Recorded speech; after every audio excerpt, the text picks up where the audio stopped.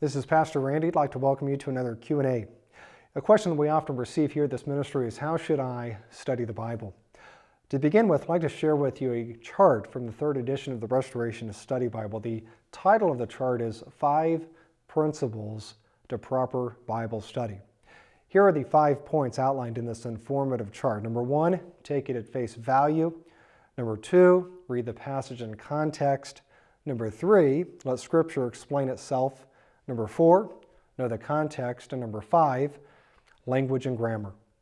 Today I want to focus on the third principle, and that is, let Scripture explain itself. To do this, I want to consider 2 examples. The first one is Matthew 5, verse 17. Yahweh the Messiah there says this. This is a very important passage, by the way, so pay attention to what is said. But here's what he says. Think not that I am come to destroy the law or the prophets. I am not come to destroy, but to fulfill. Now, what did Yahweh mean here when he said that he came to fulfill the law or the commandments? Now, there's 2 ways of answering this question.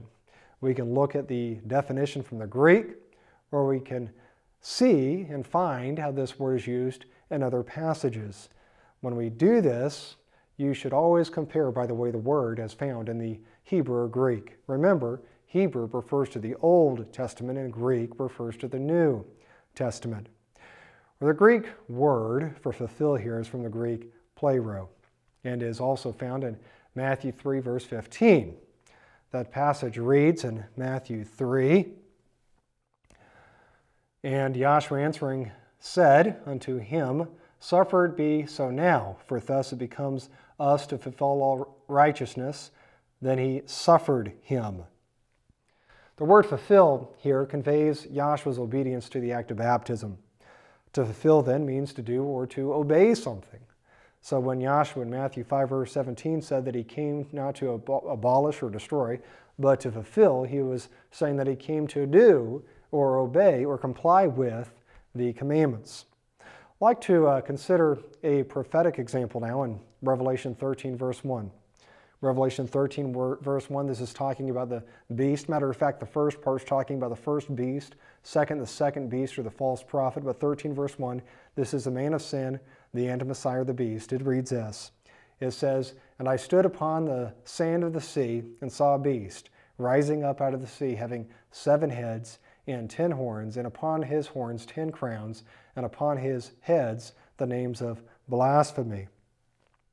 Now understand that much of Revelation is symbolic, meaning it's not to be viewed as literal.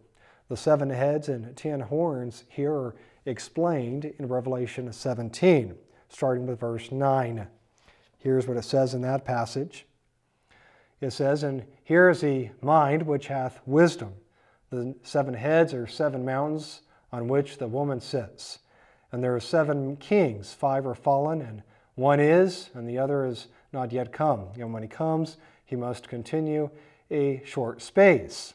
And the beast that was and is not, even he is the 8th, and is of the 7, and goes into perdition. And the 10 horns which thou sawest are 10 kings, which have received no kingdom as yet, but receive power as kings 1 hour with the beast. These have 1 mind, and shall give their power and strength unto the beast.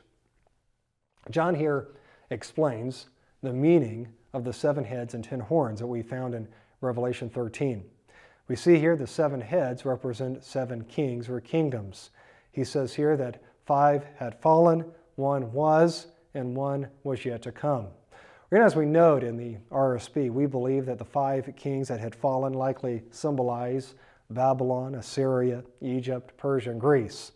The king that was, or kingdom that was, represents obviously Rome, and the king to come may symbolize the Ottoman Empire. Let me explain. This corresponds to the eastern half of Rome, the Byzantine Empire, which the Ottomans destroyed in the 15th century. We also see here that the 10 horns represent 10 kings who will rule with the beast or man of sin. Based on Psalms 83, these 10 kings foreshadow Islamic nations today. So from these examples, we can see how Scripture interprets itself, explains itself. I pray that this word has been a blessing to you, and as always, we would encourage you to prove all things and hold fast to that which is good.